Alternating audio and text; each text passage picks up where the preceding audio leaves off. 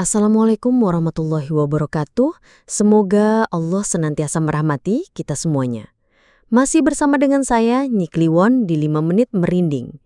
Langsung saja, ini dia ceritanya.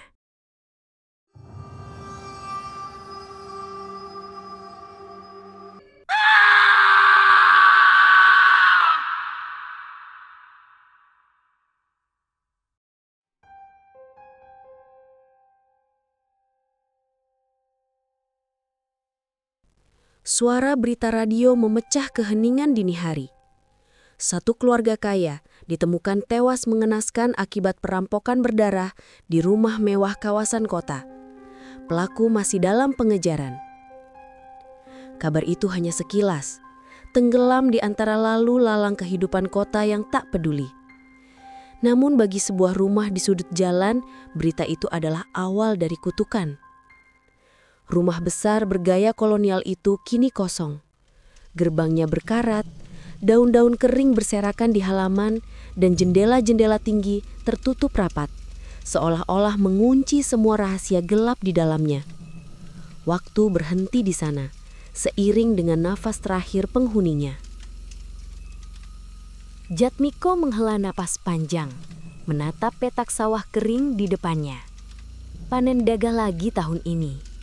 Di usianya yang hampir menginjak kepala 4, beban hidup terasa semakin berat. Tiba-tiba, ponsel bututnya bergetar di saku kemeja. Sebuah nomor tak dikenal. "Halo?" sahut Jatmiko ragu. "Jatmiko, ini Bowo, ingat aku?" Suara di seberang terdengar riang. "Bowo, teman lamanya di perantauan dulu. Gimana kabarmu? Aku punya tawaran kerja bagus buatmu di kota. Lumayan gajinya, jadi satpam di rumah besar." Jatmiko terdiam sejenak. Satpam di kota?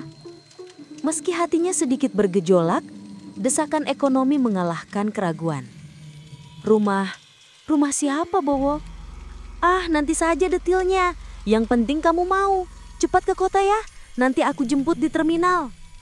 Tanpa sempat bertanya lebih lanjut, panggilan terputus. Dengan berat hati, Jatmiko berpamitan pada istri dan anak-anaknya. Besok pagi, ia akan berangkat ke kota, menggantungkan harapan pada pekerjaan yang belum jelas itu. Setibanya di kota, Bowo sudah menunggu. Pria itu tampak berbeda, lebih kurus dan pucat, tapi senyumnya masih sama.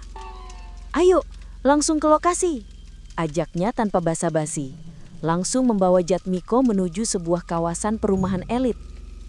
Mobil Bowo berhenti di depan gerbang hitam yang menjulang tinggi, berkarat di beberapa bagian. Di baliknya, rumah itu tampak asing, dingin, dan sepi. Jendela-jendela tertutup rapat. Dindingnya kusam seolah tak pernah tersentuh cahaya matahari. Bulu kuduk Jatmiko merinding seketika.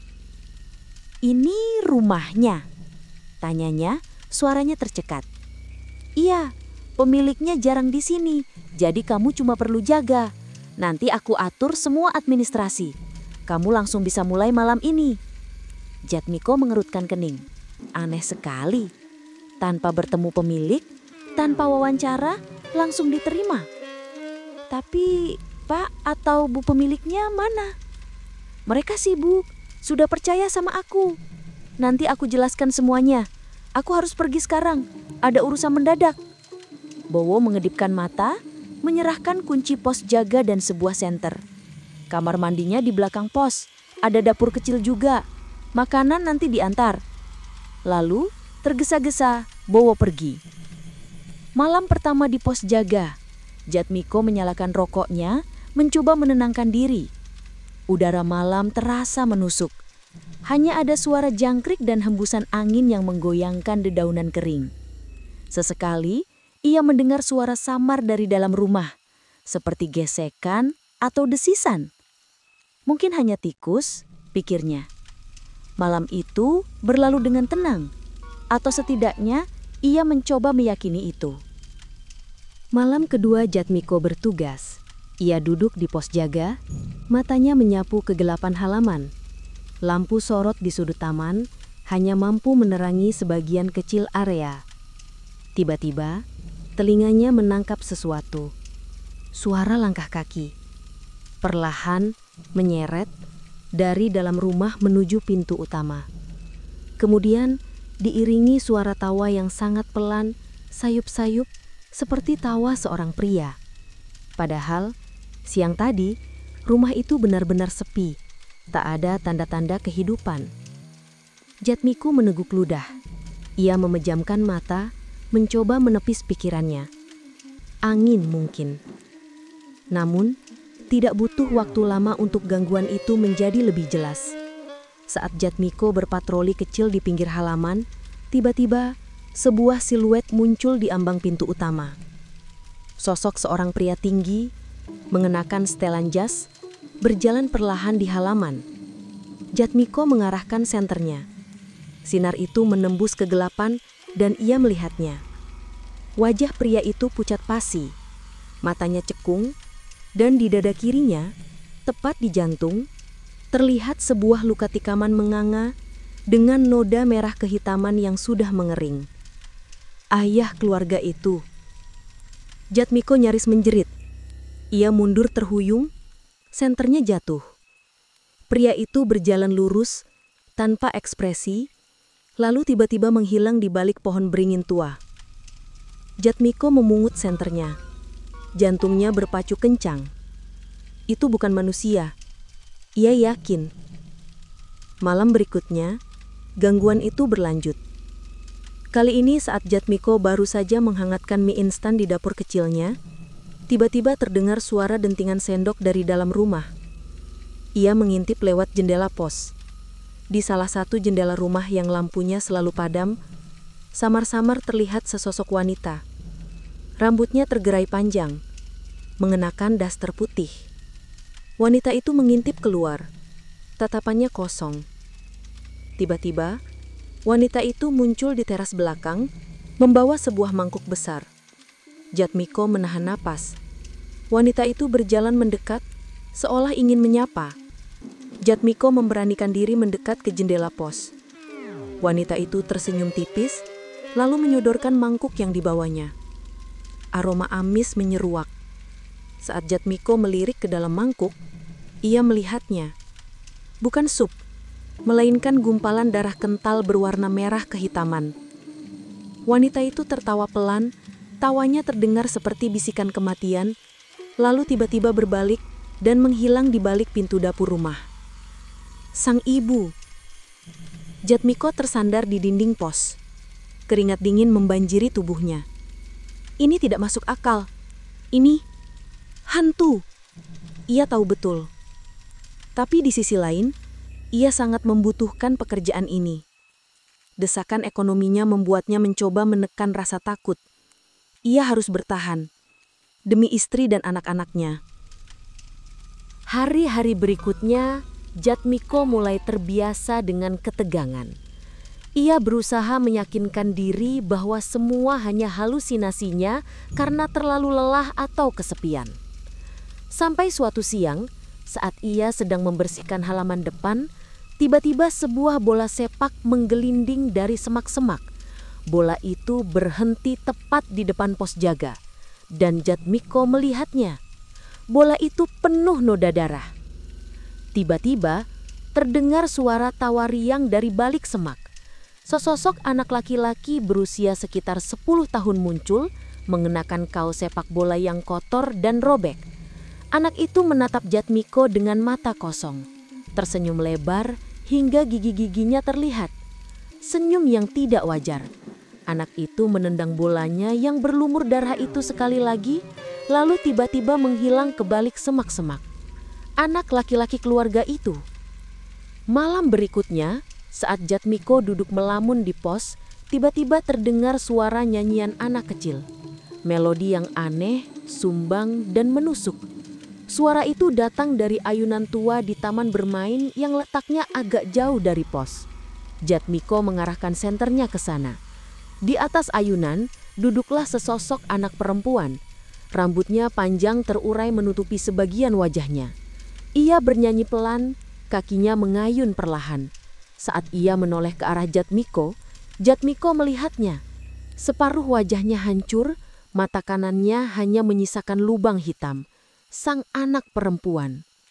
Malam demi malam, penampakan itu semakin sering dan nyata. Mereka tidak lagi hanya muncul dan menghilang. Kadang Jatmiko mendengar mereka berbicara, berbisik, memanggil namanya. Ia sering merasa ada yang mengawasinya dari balik jendela rumah, bahkan dari celah-celah pagar.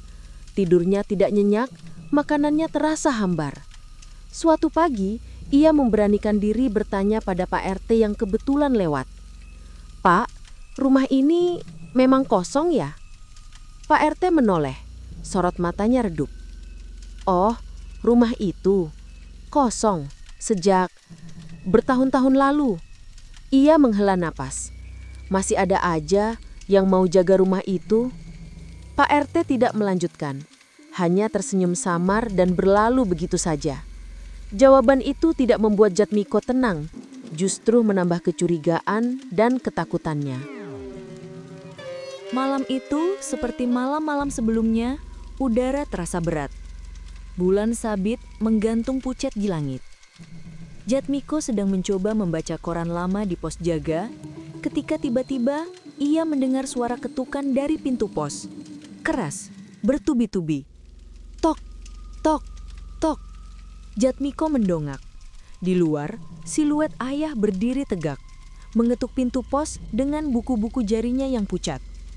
Wajahnya semakin hancur, matanya merah menyala. Jatmiko membeku di tempat, napasnya tertahan. Belum sempat ia bereaksi, tiba-tiba dari jendela pos, sesosok wajah muncul. Wajah ibu. Lehernya terlihat hampir putus, tergantung dengan kulit yang tipis. Mata ibu melotot, menatap Jatmiko dengan tatapan penuh dendam. Jatmiko menjerit tertahan. Dari balik pohon beringin tua, terdengar suara tendangan. Buk! Bola berlumuran darah menggelinding kencang, menabrak dinding pos, lalu berhenti tepat di depan ayah. Anak laki-laki muncul dari balik pohon, tertawa nyaring, tawa yang membuat bulu kuduk berdiri. Dan yang paling mengerikan, dari ayunan di taman, terdengar tawa melengking anak perempuan. Tawa itu semakin keras, semakin panjang, memenuhi seluruh halaman. Kepala anak perempuan itu berputar, wajahnya yang hancur menatap lurus ke arah Jatmiko. Jatmiko wasa diteror dari segala arah. Ia meringkuk di sudut pos, memejamkan mata erat-erat, berharap semua ini hanya mimpi buruk. Ia merasa hampir gila. Suara ketukan, tawa, dan nyanyian aneh itu bersautan, mengelilinginya. Tiba-tiba, blak! Seluruh lampu di pos dan halaman padam. Gelap gulita. Hanya ada suara napas Jatmiko yang terengah-engah dan bisikan-bisikan mengerikan yang kini terdengar lebih dekat. Ia tidak bisa bertahan di pos ini lagi. Rasa takut yang begitu besar memaksanya. Jatmiko harus mencari tempat berlindung. Dan satu-satunya tempat yang tersisa adalah di dalam rumah. Dengan tangan gemetar, Jatmiko membuka pintu pos. Ia melangkah keluar, menembus kegelapan, dan mendorong pintu utama rumah yang ternyata tidak terkunci. Pintu rumah itu berderit pelan saat Jatmiko mendorongnya. Aroma apak dan debu langsung menyeruak. Di dalam, rumah itu terasa lebih dingin dan mencekam. Jatmiko menyalakan senternya. Sinarnya menari-nari di antara perabotan berdebu yang tertutup kain putih. Jatmiko berjalan pelan, langkahnya gemetar. Ia melewati ruang tamu, dapur, hingga sampai di sebuah ruang keluarga yang lebih kecil. Di atas meja kopi, tergeletak sebuah koran lama yang sudah menguning. Jatmiko mendekat dan jantungnya serasa berhenti berdetak. Di halaman depan koran itu, tercetak foto sebuah keluarga tersenyum. Dan di bawahnya, headline besar, keluarga pengusaha kaya ditemukan tewas dibantai di rumah mewah, diduga perampokan berdarah. Semua anggota keluarga, ayah, ibu, dan 2 anaknya, wajah-wajah yang selama ini menghantuinya. Tanggal terbit koran itu lebih dari 10 tahun yang lalu. Tiba-tiba, dari sudut ruangan, terdengar suara batuk. Jatmiko menoleh. Di sofa ruang tamu, duduklah mereka, ayah, ibu, anak laki-laki, dan anak perempuan. Mereka semua duduk rapi, menatap Jatmiko dengan senyum tipis. Mereka tampak hidup, seperti foto di koran. "Jangan takut, Pak Satpam," kata sang ayah. Suaranya serak. "Kami hanya ingin ditemani." Jatmiko terpaku. Lalu, perlahan, senyum di wajah mereka memudar. Kulit mereka mulai mengelupas, mata mereka cekung. Luka-luka di tubuh mereka menganga dan mengeluarkan cairan hitam. Pakaian mereka robek, berlumuran darah kering. Mereka berubah menjadi mayat-mayat mengerikan seperti yang selama ini menghantuinya. Jatmiko ingin berteriak, tapi suaranya tercekat. Ia mundur perlahan, senternya jatuh dan pecah. Gelap. Tiba-tiba, sebuah tangan menepuk pundaknya. Jatmiko berbalik. Di depannya, berdiri Bowo. Namun wajah Bowo pucat, matanya kosong, dan di lehernya terlihat luka sayatan dalam yang masih menganga, mengeluarkan tetesan darah hitam. "Bowo, kamu juga?" Jatmiko terbata-bata. "Ya Jatmiko, aku juga korban pembantaian malam itu. Satpam lama rumah ini. Aku ikut dibantai bersama mereka." Suara Bowo terdengar bergaung, seperti berasal dari gua. "Rumah ini tidak boleh kosong. Tidak boleh ada yang tidak menjaga." Jatmiko tiba-tiba merasakan hawa dingin yang menusuk. Ia mengerti. "Jadi, kamu menjebakku?" "Tentu saja," jawab Bowo. Kini tawa mereka keempat terdengar dari ruang tamu. "Rumah ini butuh penjaga, dan sekarang kaulah penjaga itu." Tiba-tiba, terdengar suara gerbang depan yang mengunci dirinya dengan dentingan keras. Klang! Jatmiko merasakan seluruh tubuhnya lemas. Ia tidak bisa kemana-mana. Ia terperangkap. Di kejauhan, dari ruang tamu, terdengar suara langkah-langkah kaki yang menyeret. Beriringan dengan suara langkah-langkah Jatmiko yang kini ikut bergema, menyatu dalam keheningan rumah tua itu. Jatmiko telah menjadi penghuni baru, dan ia akan menjaga rumah itu selamanya. Bersama saya, Nyi Kliwon. Sampai jumpa di episode Mencekam selanjutnya. Jangan lupa subscribe, like, and share. Terima kasih. Wassalamualaikum warahmatullahi wabarakatuh.